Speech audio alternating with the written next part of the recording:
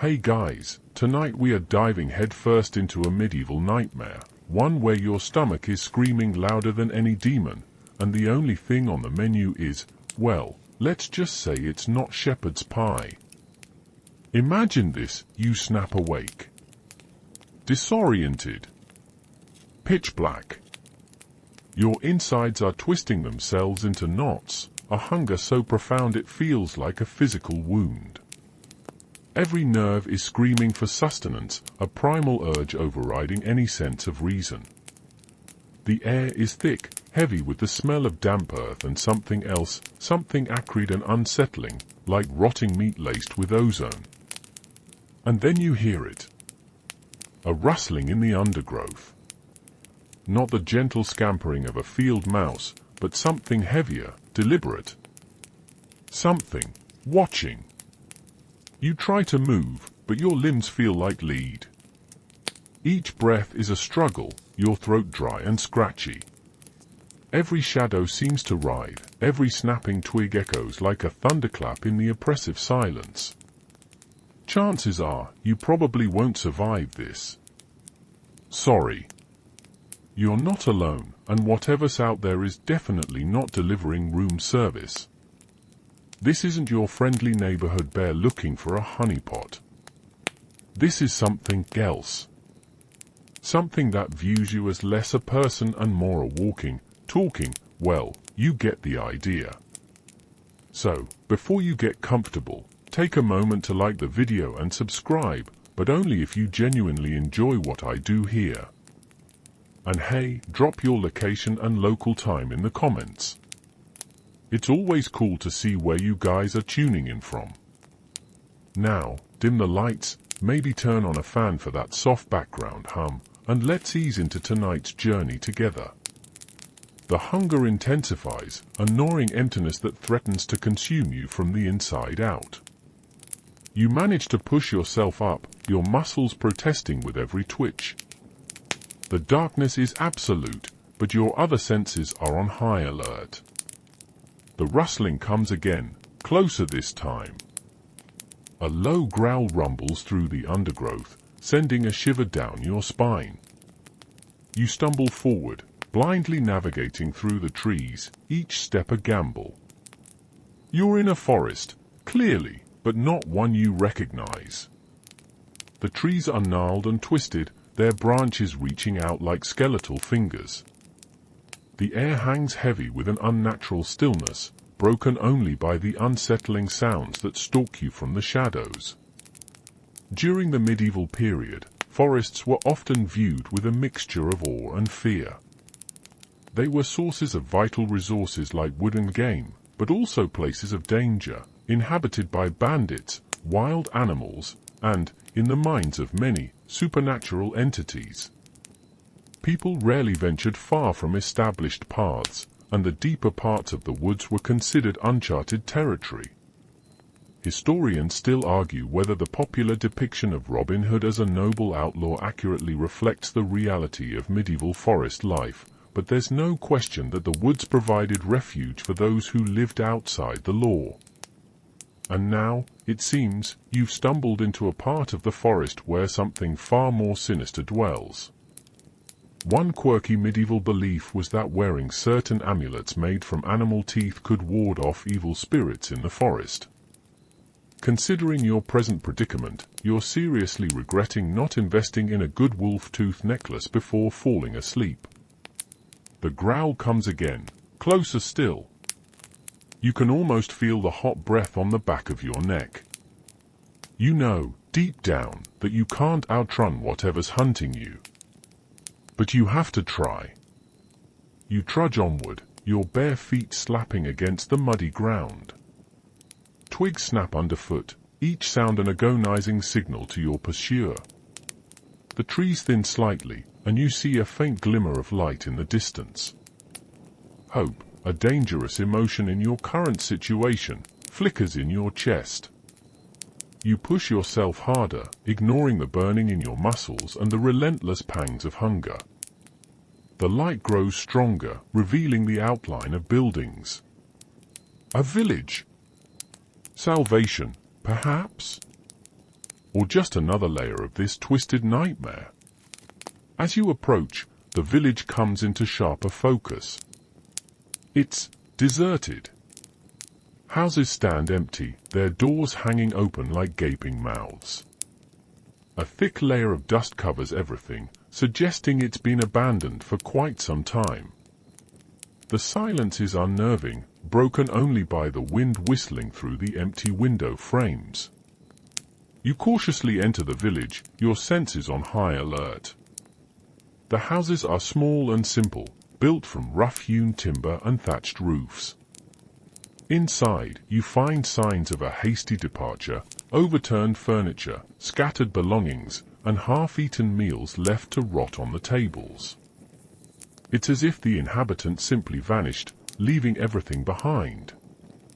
One thing you immediately notice is the symbols etched into the door frames and walls of each house. They're strange, angular designs, unlike anything you've ever seen. They look vaguely familiar, like distorted versions of ancient runes or pagan sigils. They create an unsettling feeling, like the village is protected by a warding spell gone horribly wrong. The hunger is getting worse. You desperately search for any food, any sustenance, but find nothing edible. Everything is either rotten or infested with insects. The irony is cruel, a village full of potential nourishment, yet you're starving.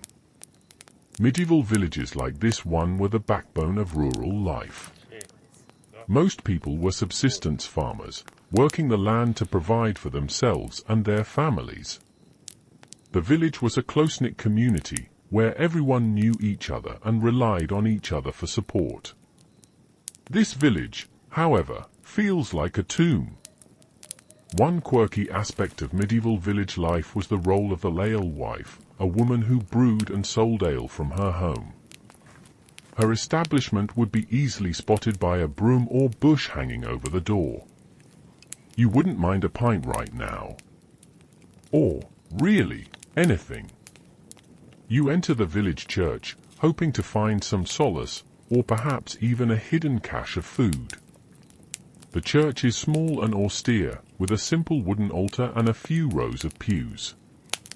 The air inside is cold and damp, and the silence is even more profound than outside. On the altar, you find a single object, a tarnished silver crucifix, lying on its side. You pick it up, its cold metal strangely comforting in your trembling hand. You close your eyes and offer a silent prayer, hoping for guidance, for deliverance. But as you open your eyes, you notice something else. A symbol etched into the floor, directly beneath the altar. It's the same symbol you saw on the houses, only larger, more elaborate. And surrounding it, a dark stain that looks suspiciously like dried blood. Historians still argue whether the medieval church truly provided spiritual guidance to the masses, or whether it was primarily a tool of social and political control. Looking at this desecrated church, you suspect the answer is more complicated than either extreme. The growl. You hear it again, closer this time. It's coming from the edge of the village, from the direction you came. Whatever hunted you in the forest has followed you here. This village, it seems, offers no sanctuary. Only a brief respite before the inevitable.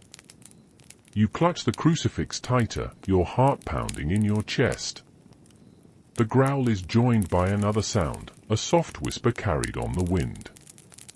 At first, you think it's just the wind whistling through the empty buildings, but then you realize it's something more. A voice. Or rather, voices. They're faint and fragmented, barely audible above the pounding of your own blood. But as you listen more closely, you start to make out words. Warnings. They speak of a great hunger, a relentless evil, a darkness that consumes all. The whispers seem to emanate from the village itself, from the very stones beneath your feet. It's as if the village is trying to warn you, to tell you something about the horror that stalks you. You strain to understand the fragmented messages, piecing together snippets of information. They speak of a creature born of darkness and despair, a being of insatiable hunger that feeds on the life force of everything it touches. They speak of a curse, a blight upon the land, a plague that spreads with every kill. The whispers grow louder, more urgent. They tell you to flee, to run, to escape while you still can. They tell you that this village is doomed, that no one can survive the coming darkness. But they also tell you something else. Something about a way to fight back. A secret hidden deep within the forest. During the medieval period, belief in spirits and supernatural entities was widespread. People believed that the air was filled with invisible beings, both benevolent and malevolent, who could influence their lives in countless ways. The idea of a haunted village whispering warnings wouldn't have seemed far-fetched at all. One quirky belief was that iron could ward off evil spirits. People would often hang iron horseshoes over their doorways or carry iron tools with them to protect themselves from supernatural harm. Maybe you should fashion yourself an iron shiv, if you had any iron. You try to focus on the whispers, to decipher their message, but the growl is getting closer, louder. You can hear the snapping of branches, the crunching of leaves under heavy feet. The creature is almost upon you. The whispers fade, replaced by a chilling silence. You feel a presence, a malevolent force that seems to permeate the very air around you. It's watching you, studying you, savoring the anticipation of the hunt. You spin around, searching for the source of the presence, but you see nothing. Only the empty houses, the dusty streets, the ominous symbols etched into the walls. The village seems to hold its breath, waiting for the inevitable confrontation. Historians still argue whether the fear of supernatural forces was a genuine religious belief, or simply a way for the church to control the population through superstition. But regardless of its origins, the fear was very real, and it shaped the way people lived their lives. You're starting to understand that fear yourself. You feel a sudden gust of wind, and the crucifix in your hand grows cold. The whispers return, louder than before, a chorus of voices urging you to flee. This time, you heed their warning. You turn and run, back the way you came, towards the edge of the village, towards the darkness of the forest. You don't know where you're going, but you know you can't stay here. This village is a trap, a death sentence. As you run, you glance back and see something that makes your blood run cold. A figure standing in the center of the village square, silhouetted against the faint moonlight. A tall, gaunt figure, its eyes glowing with an unnatural light. The creature. It has found you. You don't stop running. Fear lends you speed, pushing you beyond your limits. You burst out of the village and back into the relative darkness of the forest, your lungs burning, your legs aching. The hunger is a constant companion, gnawing at your insides. The creature is still behind you, you can hear its heavy footsteps crashing through the undergrowth. It's faster than you, stronger than you, and it's gaining ground. You have to find somewhere to hide, somewhere to give yourself a chance. You duck behind a thick tree, trying to catch your breath. The creature thunders past, its shadow momentarily engulfing you. You hold your breath, praying it hasn't seen you. After what feels like an eternity, the footsteps fade into the distance. You slowly emerge from your hiding place, your body trembling. You're still alive, for now. But you know it's only a matter of time before the creature finds you again. You need to find that secret the whispers mentioned. Something to help you fight back. But where to start? The forest is vast and unforgiving, and you have no idea where you're going. As you stumble through the woods, you come across a gruesome sight. A mangled corpse lies sprawled on the ground, its limbs twisted at unnatural angles. The flesh has been torn from its bones, leaving a bloody, skeletal mess. It's a recent kill. You recognize the clothing. It's similar to what the villagers were wearing. This was one of them. This is what awaits you if the creature catches you. You feel a surge of adrenaline, a mixture of fear and anger. You're not going to die like this. You're going to fight back. You're going to survive. You clench the crucifix in your hand, a newfound determination hardening your resolve. During the medieval period, death was a constant presence in people's lives. Disease, famine, and warfare were rampant, and life expectancy was significantly lower than it is today. The sight of a corpse, while always disturbing, was not uncommon. Still, you'd prefer to avoid them, thanks. One quirky medieval belief was that certain types of animals, like ravens and crows, were omens of death. Seeing a flock of these birds was considered a sign that someone was about to die. You haven't seen any birds, but you've definitely seen enough carnage. You continue your trek through the forest, your eyes scanning the surroundings for any sign of the creature.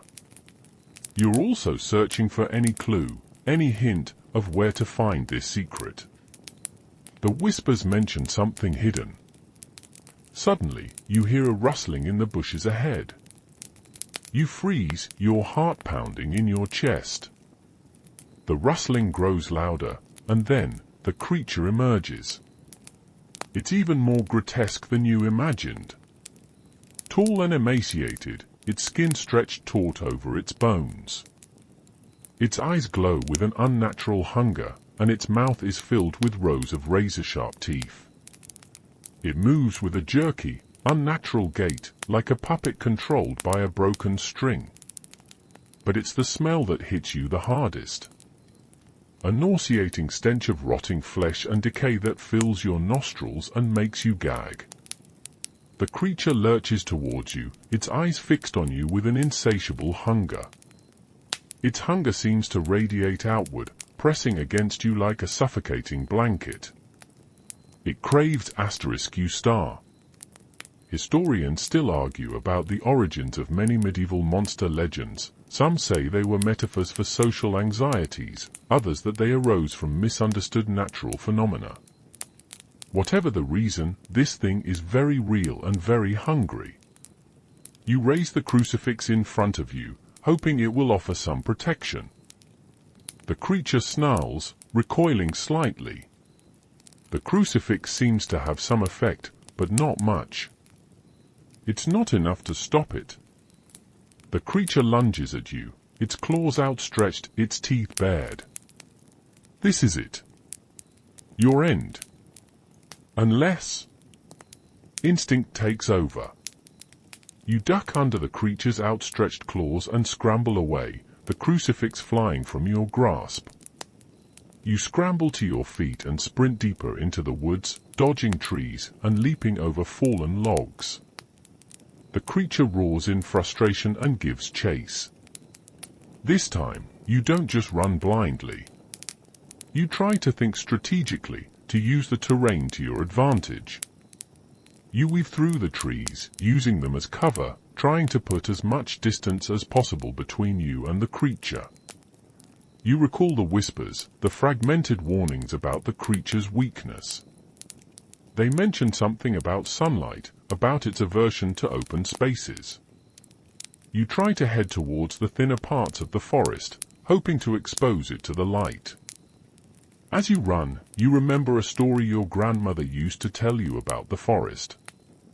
A local legend about a hidden grove, a place of ancient power where the trees grew tall and the sunlight streamed through the canopy. A place where evil could not dwell. It was just a story, of course. A childish fantasy. But in your current situation, you're willing to believe anything. You try to recall the details of the story, the landmarks, The directions. According to the legend, the grove was located near a stream that flowed from a sacred spring. The spring was said to have healing properties, and the grove was protected by ancient spirits. It's worth a shot, right? During the medieval period, folklore and legends played a significant role in people's lives. Stories about magical creatures, enchanted forests, and hidden treasures were passed down through generations, shaping their beliefs and fears. You're finding those fears are justified. One quirky medieval belief was that wearing a specific flower, like vervain, could make you invisible to magical creatures. It seems a bit late to go foraging now, but you keep an eye out for the telltale purple blooms anyway. You stumble upon a small stream, its water sparkling in the dappled sunlight. Could this be it? Could this be the stream from the legend?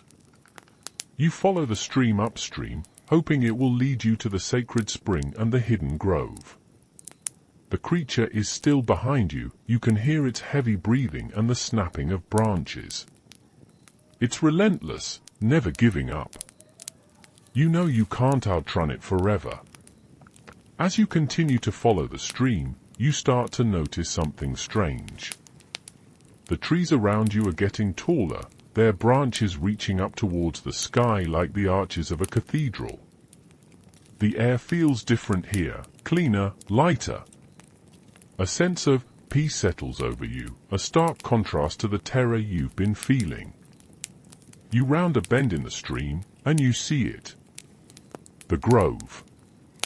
A clearing bathed in sunlight, surrounded by towering trees. In the center of the grove, a spring gurgles from the ground, its water crystal clear. This asterisk has asterisk to be it. Historians still debate whether the ancient pagan beliefs were completely eradicated by Christianity in the medieval period, or whether they continue to exist in a syncretic form, blending with the new religion. This grove feels distinctly pagan, untouched by the influence of the church. You step into the grove, and the creature hesitates at the edge of the clearing. It snarls, its eyes squinting in the sunlight. It seems reluctant to enter. The sunlight is hurting it. You take a deep breath, feeling the warmth of the sun on your face. You're safe, for now. But you know this is only a temporary reprieve. The creature will be back, and you need to find a way to defeat it, once and for all. You kneel by the spring and cup your hands, drinking deeply of the cool, clear water. It tastes like nothing you've ever tasted before, pure and refreshing. It seems to revitalize you, easing the ache in your muscles and the gnawing hunger in your stomach. The grove feels different from the rest of the forest. There's a sense of ancient power here, a palpable energy that vibrates in the air. You feel a connection to this place, a sense of belonging that you haven't felt anywhere else. You notice something else near the spring, a small, dilapidated shrine, almost hidden amongst the trees. It's made of rough stones, covered in moss and lichen. It looks like it hasn't been used in centuries. You approach the shrine cautiously, your hand resting on the hilt of an imaginary sword. It's crumbling, weathered by time and neglect. The roof has partially collapsed, and the walls are covered in cracks. Inside, you find a simple stone altar, stained with what appears to be dried blood. Above the altar, a faded inscription is carved into the stone. You can barely make out the words, but you can tell they're written in Latin. You try to decipher the inscription, but your Latin is rusty. You manage to make out a few key words, Deus, Salus, and Misericordia. God, salvation, and mercy. It seems to be a prayer, a plea for divine intervention. During the medieval period, shrines like this one were common throughout the countryside. They were places where people could come to pray, to offer sacrifices, and to seek divine favor. They were often dedicated to local saints or to the Virgin Mary. This one feels older though.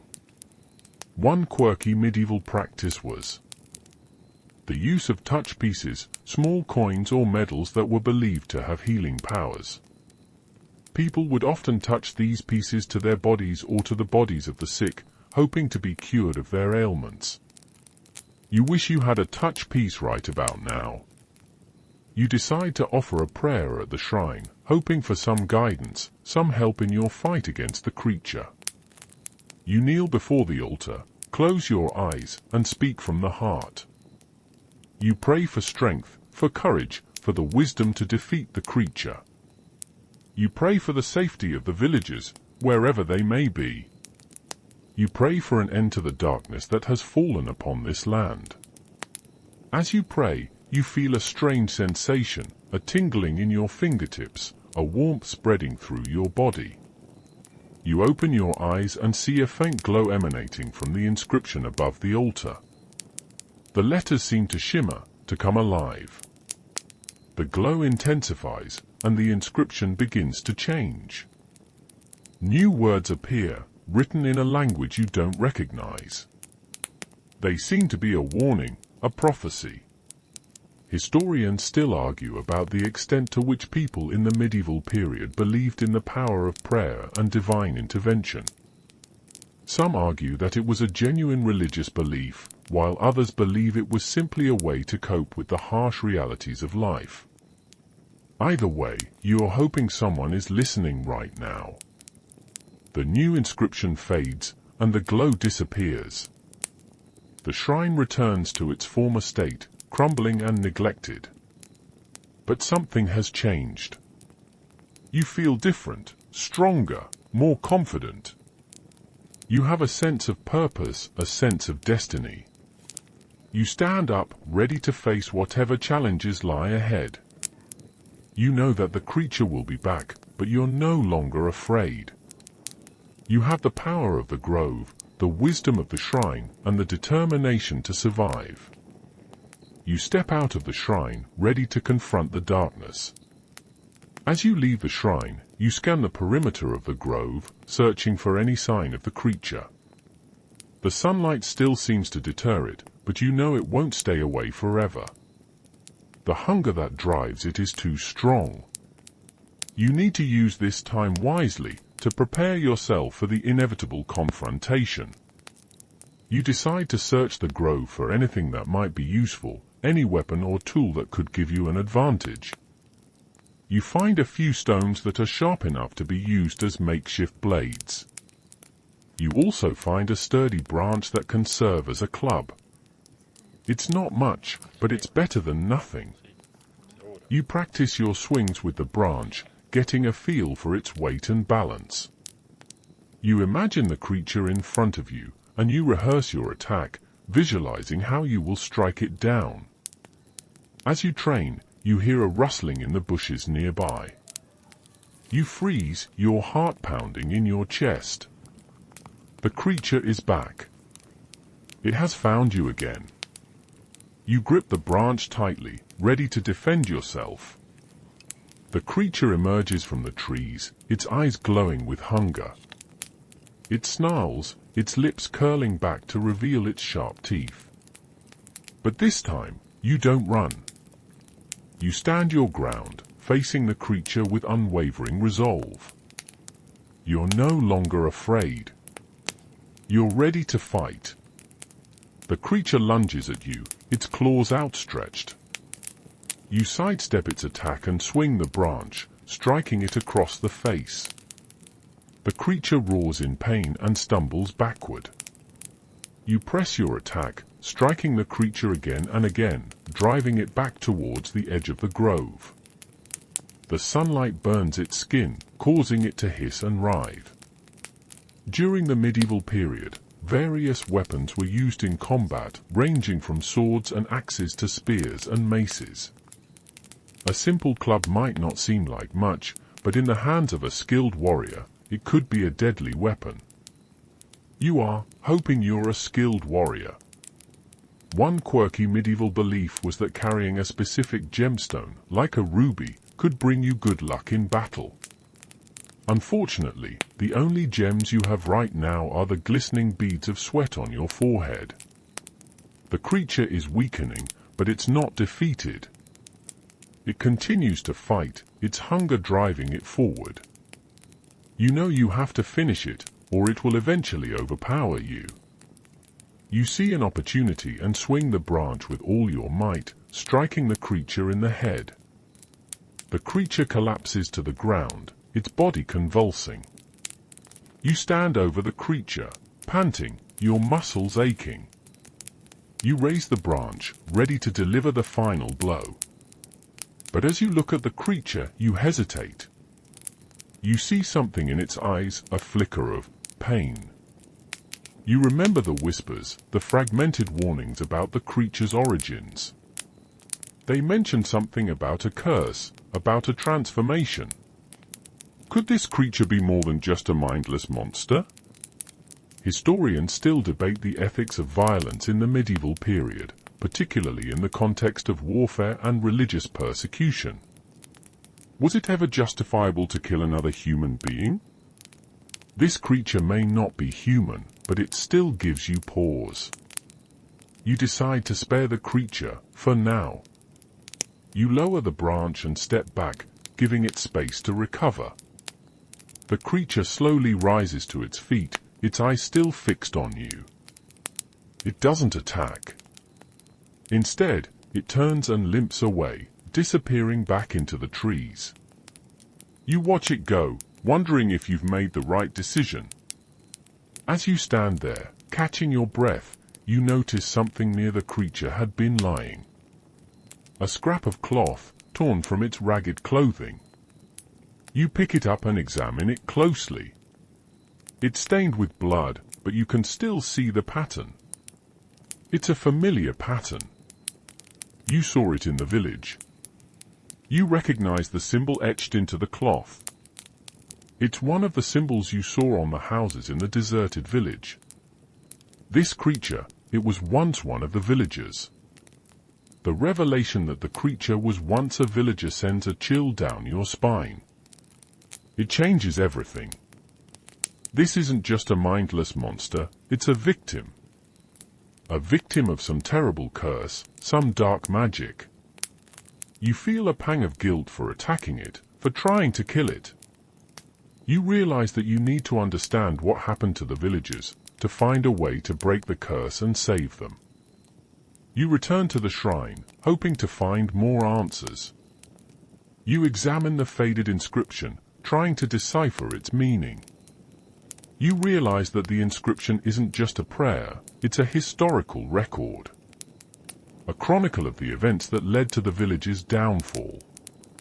You spend hours poring over the inscription, piecing together the story. It tells of a dark ritual, a forbidden act that unleashed a terrible evil upon the village. According to the inscription, the villagers were desperate. Their crops had failed, their livestock had died, and they were starving. In their desperation, they turned to dark magic, seeking a way to restore their fortunes. They performed a ritual, offering a sacrifice to an ancient god of fertility and abundance. But the god they summoned was not what they expected. It was a malevolent entity, a being of insatiable hunger. The god granted their wish, restoring their crops and livestock. But in exchange, it demanded a terrible price. It demanded that they feed it, not with food, but with life force. The villagers initially refused, but the god threatened to destroy everything they had created. They had no choice but to comply. They began to sacrifice people to the god, feeding it with their life force. During the medieval period, the practice of witchcraft and magic was widely believed to be real. People feared those who were thought to possess magical powers, and they often accused them of causing harm to others. This is a bit more than casual witchcraft, though. One quirky medieval belief was that certain plants, like mandrake root, possessed magical properties. People believed that the root could be used to cast spells, to heal the sick, and to ward off evil spirits. It's probably related to that scream the root makes when you pull it from the ground. The inscription describes how the villagers slowly succumbed to the influence of the god. They became corrupted, twisted by its evil. They lost their humanity, their empathy, their sense of right and wrong. They began to enjoy the sacrifices, reveling in the power they had gained. They became willing participants in the god's insatiable hunger. But eventually, the god grew tired of the sacrifices. It wanted more. It wanted to consume the entire village, to transform it into a feast for its insatiable appetite. Historians still argue about the role of pagan beliefs in medieval society. Some believe that paganism was completely eradicated by Christianity, while others argue that it survived in secret, practiced by a small number of individuals. This village's story might lend credence to the latter theory. The inscription describes how the villagers tried to resist the god, but it was too late. They were too far gone, too corrupted by its evil. The god unleashed a curse upon the village, transforming its inhabitants into ravenous monsters, driven by an insatiable hunger. The inscription ends with a warning, a plea for anyone who finds the shrine to flee, to escape the curse before it claims them as well. But it also offers a glimmer of hope. It mentions a way to break the curse, a ritual that can purify the land and restore the villagers to their former selves. The ritual requires a sacrifice, a willing offering of pure heart and soul. Someone who is willing to give up their own life to save the others. You realize what you have to do. You have to perform the ritual, to sacrifice yourself to break the curse. It's the only way to save the villagers, to end the darkness that has fallen upon this land. The decision to sacrifice yourself weighs heavily on your heart, but you know it's the right thing to do. You can't allow this curse to spread, to infect other villages, other people. You have to stop it here, now. You step out of the shrine, determined to find the ingredients and instructions for the ritual. The inscription mentioned that they were hidden somewhere in the forest, guarded by ancient spirits. As you leave the grove, you notice that the environment has changed. The trees seem darker, more twisted. The air feels heavier, more oppressive. The very land itself seems to be corrupted. The stream that once flowed clear and pure is now murky and stagnant. The flowers that once bloomed bright and vibrant are now withered and decaying. The forest is dying, poisoned by the curse. During the medieval period, people had a deep connection to the natural world. They relied on the land for their sustenance, and they understood the importance of maintaining its health and balance. This kind of environmental decay would have been seen as a sign of divine displeasure. Or, in this case, demonic displeasure. One quirky medieval belief was that certain animals, like toads and snakes, were associated with evil and corruption. Seeing these creatures was considered a bad omen, a sign that something terrible was about to happen. You haven't seen any yet. You venture deeper into the forest, searching for the hidden ingredients and instructions for the ritual. You follow faint trails, decipher cryptic symbols, and overcome treacherous obstacles. You encounter strange creatures, twisted versions of familiar animals. Wolves with glowing eyes, deer with skeletal antlers, and ravens with voices that whisper dark secrets. These creatures seem to be guarding the ingredients, testing your resolve, trying to deter you from your quest. You have to fight them, to overcome their challenges, to prove that you are worthy of performing the ritual. You find the first ingredient, a rare herb that grows only in the deepest, darkest part of the forest. It's said to possess the power to purify the soul, to cleanse it of all sin and corruption. You find the second ingredient, a crystal clear stone that is found only in the heart of a sacred mountain. It's said to possess the power to amplify magic, to channel the energy of the universe. Historians still argue about the role of nature in medieval art and literature. Some believe that nature was simply a backdrop for human events, while others argue that it was a powerful symbol representing both the beauty and the dangers of the world. This forest is definitely leaning towards the dangerous end of the spectrum. You find the final ingredient, a drop of water from a mythical spring that is said to flow only once every 100 years. It's said to possess the power to restore life, to heal the sick, and to break any curse. With the ingredients in hand, you now need to find the instructions for the ritual. The inscription mentioned that they were hidden in an ancient oak tree, guarded by the spirits of the forest. You find the oak tree, its trunk gnarled and twisted, its branches reaching up towards the sky like supplicating arms. You approach the tree cautiously, your heart pounding in your chest. You see a small opening in the trunk, just big enough to slip your hand inside.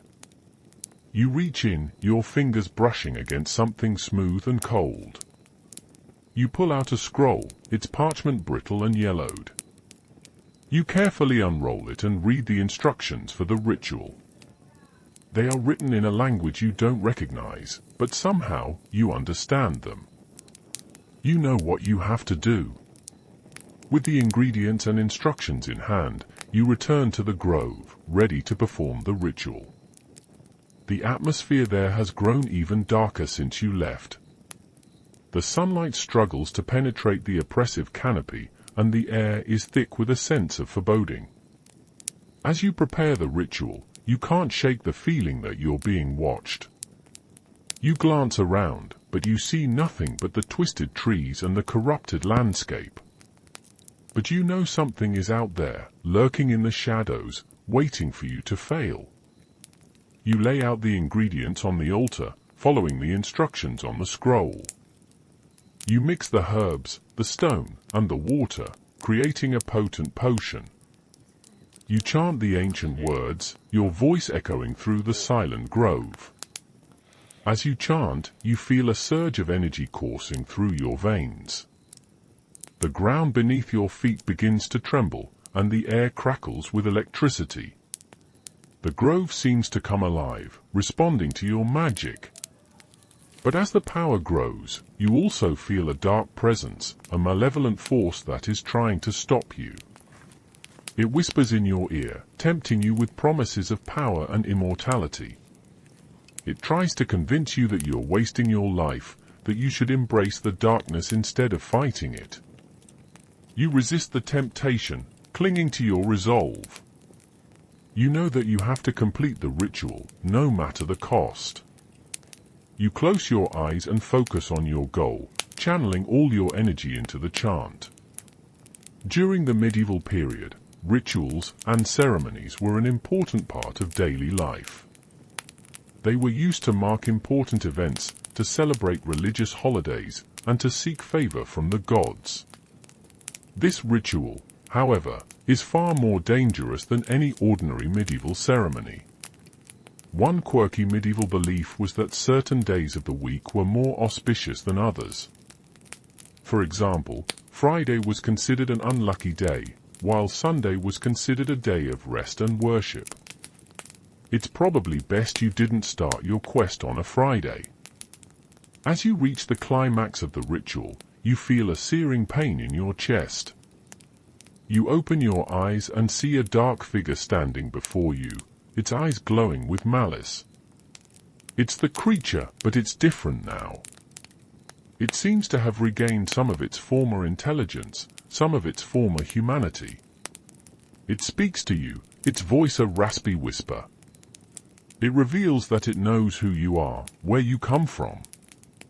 It tells you that you are not a random stranger, that you are connected to this village, to this curse.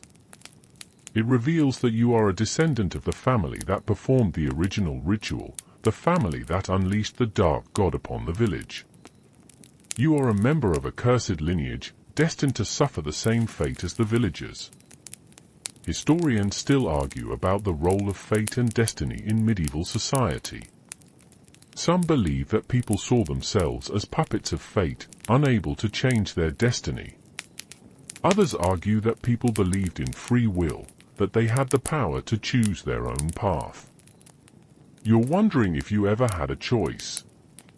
The creature tells you that you cannot escape your destiny, that you are doomed to become a monster, driven by an insatiable hunger. It urges you to give in to the darkness, to embrace your true nature. But you refuse to believe it. You know that you have the power to break the curse, to change your destiny. You are not a monster, you are a hero. You complete the ritual, pouring the potion over the altar. A blinding light erupts, filling the grove with its radiant energy. The creature screams in agony, its body writhing in the light. The light intensifies, consuming everything in its path. You close your eyes, bracing yourself for the end. The blinding light engulfs you, searing your skin and purifying your soul. You feel your body dissolving, your consciousness fading. You're dying. This is it. The end. But as you approach the brink of oblivion, you feel a surge of power, a wave of energy that washes over you, restoring your body and revitalizing your spirit. You open your eyes and see that the light has subsided, leaving behind a scene of utter devastation. The grove is in ruins, the trees uprooted, the ground scorched. The shrine is gone, reduced to a pile of rubble.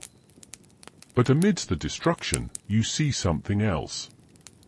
Something that gives you hope. The creature is gone. Vanished without a trace.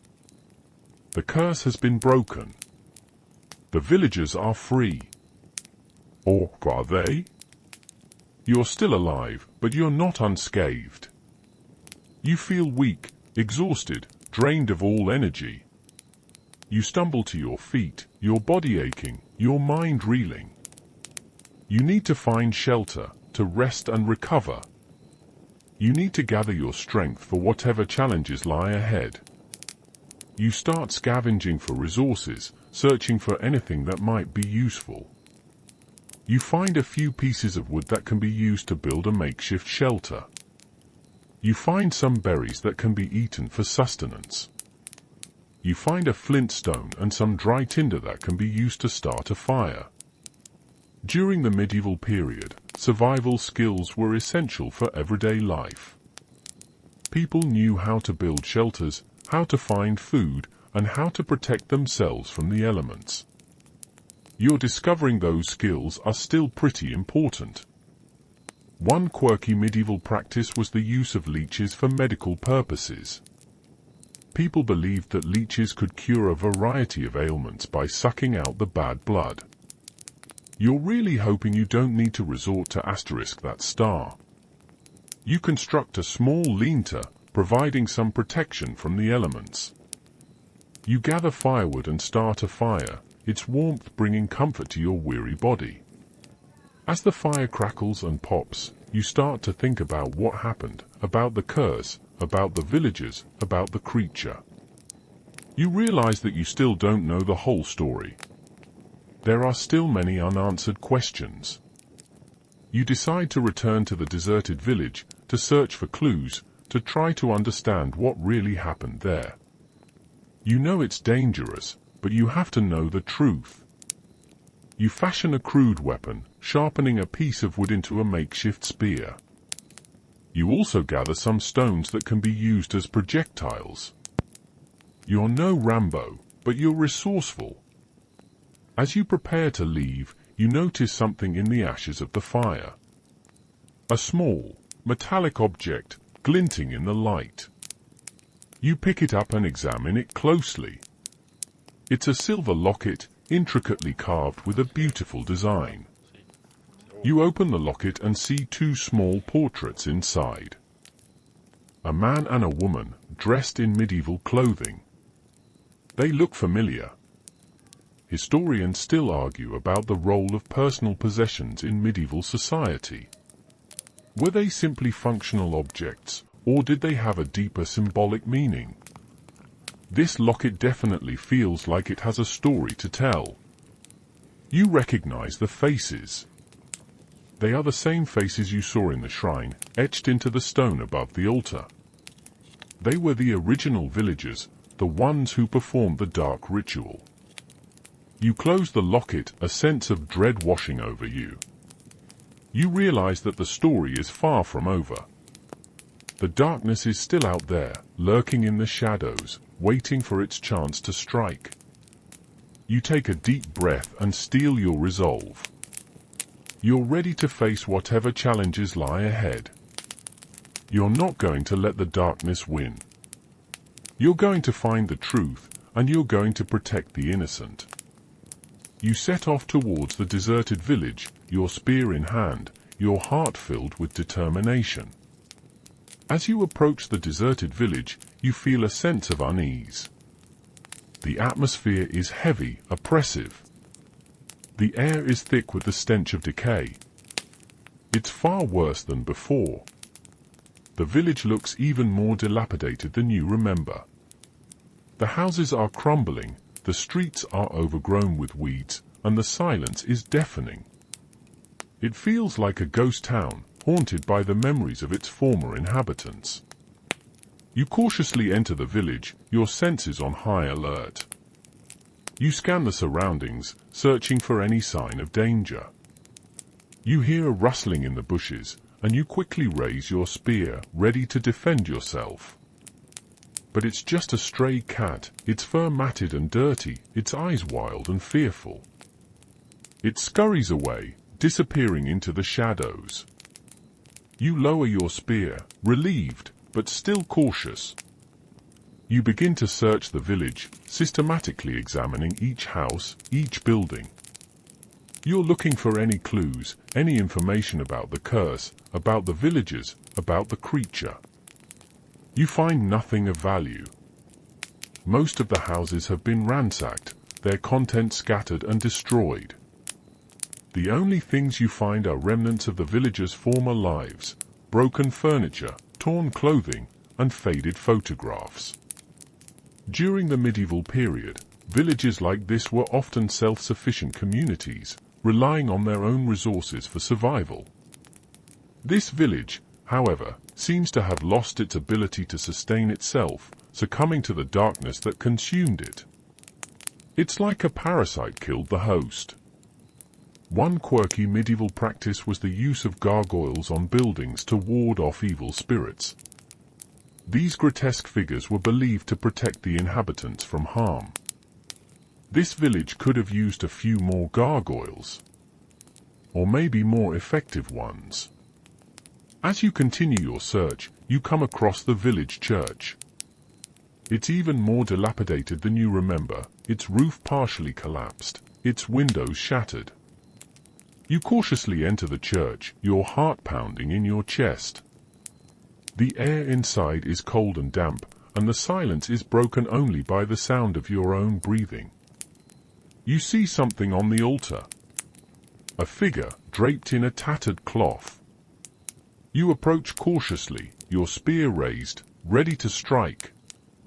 You pull back the cloth and gasp in horror. It's the creature. But it's not the monstrous beast you encountered in the forest. It's a human. Or rather, what's left of a human. He's emaciated, his skin stretched taut over his bones. His eyes are sunken and lifeless, and his mouth is twisted into a silent scream. He's clearly dead. But as you examine him more closely, you notice something strange. He's wearing the silver locket, the one you found in the ashes of the fire. Historians still debate the meaning of death rituals in medieval society. Were they simply a way to dispose of the body, or did they have a deeper spiritual significance? Placing this locket on the corpse feels significant, somehow. You realize that this was one of the original villagers, the one who performed the dark ritual. He was the one who unleashed the dark god upon the village. He was the one who started it all. and now, he's dead, lying on the altar, wearing the silver locket that represents his former life. You feel a sense of pity for him, a sense of sadness for the tragedy that befell this village. But as you stand there, contemplating the scene before you, you hear a noise. A soft, shuffling sound, coming from the back of the church. You spin around, your spear raised, ready to defend yourself. You see a figure emerge from the shadows. A tall, gaunt figure, its eyes glowing with an unnatural light. It's the creature. It has returned. And it's angrier than ever. It's cornered you. The creature advances, its eyes burning into you with a terrifying intensity. It moves with a slow, deliberate gait, like a predator stalking its prey. It knows it has you cornered, trapped in the confines of the dilapidated church. You grip your spear tightly, your knuckles white. You stand your ground, refusing to show fear. You've come too far to back down now. You're ready to fight. The creature lunges, its claws extended, its teeth bared. You sidestep its attack and thrust your spear, aiming for its heart. The spear strikes true, piercing the creature's chest. It roars in pain and stumbles backward, clutching its wound. But the wound doesn't seem to slow it down. It continues to attack, its hunger driving it forward. You realize that you're going to have to fight harder, to use every ounce of strength and skill you possess. You dodge and weave, avoiding the creature's claws and teeth.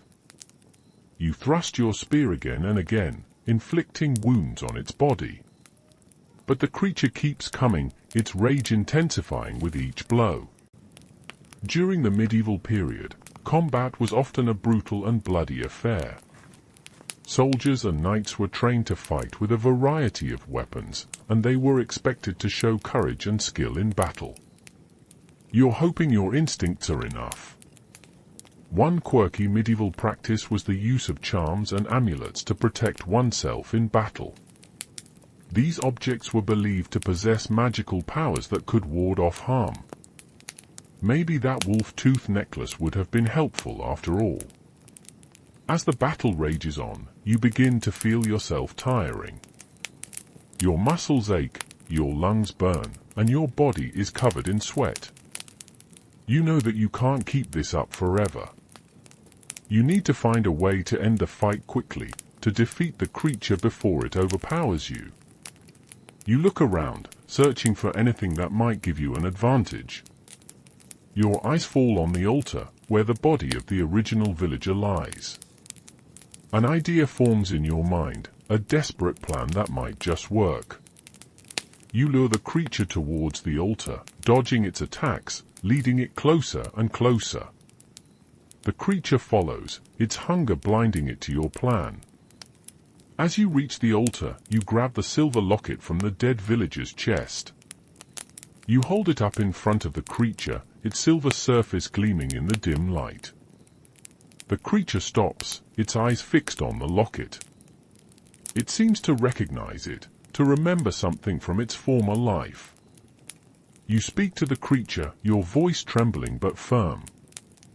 You remind it of who it once was, of the life it had before the curse, of the love it shared with the woman in the portrait. Historians still debate the power of memory and identity in medieval society. How much did people define themselves by their past, and how much did they focus on the present? This creature's reaction suggests the past still holds sway. As you speak, the creature begins to change. Its monstrous form starts to dissipate, its claws retract, its teeth shrink. Its eyes lose their unnatural glow, replaced by a flicker of recognition, of remorse. The creature is transforming back into a human. But the transformation is not complete. It's still partially monstrous, its features twisted and grotesque. It falls to its knees, clutching its head in its hands. It screams in agony, torn between its human and its monstrous selves. And then, it speaks. Its voice is weak and raspy, but it's clear. It speaks your name. How does it know your name? It tells you that it knows who you are, that you are not just a descendant of the cursed lineage, but something more. Something far more important. It reveals a shocking truth about your origins, about your destiny, about the very nature of the curse. It tells you that you are not just a victim of the curse, but also the key to breaking it. You are the blood relative to the Dark God, the only one who can permanently destroy it, and the cycle of hunger it created in the village. The revelation that you are a descendant of the Dark God sends a shockwave through your entire being.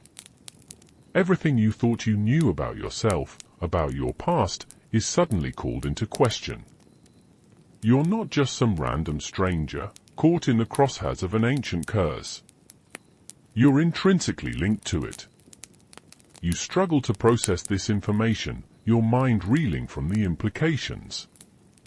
Are you destined to become another monster, another vessel for the Dark God's insatiable hunger? Or can you use this connection to break the curse, to finally bring peace to this tormented land? The partially transformed villager, his face a mask of pain and regret, continues to speak. He tells you that the only way to truly defeat the Dark God is to destroy its source of power, the artifact that anchors it to this world. And that artifact is you. He explains that the curse can only be broken if you willingly sacrifice yourself, severing the link between the Dark God and the mortal realm.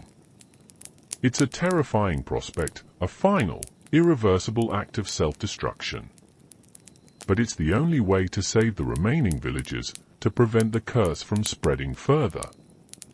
During the medieval period, the concept of sacrifice was deeply ingrained in religious and social life. People believed that sacrifice could appease the gods, atone for sins, and bring about positive change. This sacrifice, however, demands everything. One quirky medieval belief was that the blood of a saint possessed miraculous powers. People would often collect relics containing the blood of saints, believing that they could heal the sick and protect them from harm. Your own blood is about to become a lot more significant, though probably not in a good way. You look at the villager, his eyes pleading for you to accept your fate. He's been through so much suffering, transformed into a monster, forced to feed on the life force of others. He deserves to be free, to finally find peace. You realize that you have no choice. You can't allow the Dark God to continue its reign of terror, to corrupt and destroy everything in its path. You have to make the ultimate sacrifice. You nod, your voice barely a whisper. I'll do it. The villager smiles, a faint glimmer of gratitude in his eyes. He tells you that the ritual must be performed at the original site of the dark summoning, the place where the curse first began. He points towards a hidden passage behind the altar, a secret entrance to an ancient underground chamber. He tells you that the chamber is filled with dark energy, that it will test your resolve, but that you must persevere. Historians still debate the role of free will in the face of destiny. Can people truly choose their own fate, or are they simply puppets of a higher power? You're about to find out, one way or another. You take a deep breath and step towards the hidden passage, your heart pounding in your chest. The air grows cold and heavy, filled with a sense of dread. You know that you're walking towards your own death, but you're not afraid. You're determined. As you enter the passage, the villager collapses to the ground, his body reverting to its monstrous form. He lets out a final, agonizing roar, and then falls silent. The curse has claimed him, even in his final moments. You continue your descent into the darkness, determined to fulfill your destiny. You know that the fate of the village, the fate of the world, rests on your shoulders. The hidden passage descends into the earth, leading you deeper and deeper into the heart of darkness. The air grows colder, thicker, almost suffocating. The walls are lined with damp stone, slick with moisture. The silence is broken only by the sound of your own breathing and the occasional drip of water. You feel a growing sense of dread, a malevolent presence that seems to permeate every inch of the chamber. It's as if the very stones are whispering dark secrets, trying to break your resolve, to drive you back to the surface. You press onward, your hand gripping your makeshift spear, your heart pounding in your chest. You know that you're approaching the source of the curse, the place where the dark god was first summoned. The passage opens into a vast underground chamber, a cavern lit by an eerie green glow. In the center of the chamber, a swirling vortex of dark energy pulsates with terrifying power. This is the heart of the curse. This is where you will make your final stand. As you enter the chamber, you see them. The remaining villagers. But they're not the people you remember. They're twisted, emaciated figures, their eyes glowing with an unnatural hunger. They're completely under the dark god's control. They surround you, their gaunt faces contorted in a silent scream. They reach out to you, their bony fingers grasping for your flesh. They want to consume you, to feed on your life force. During the medieval period, underground chambers like this were often associated with pagan rituals and dark magic.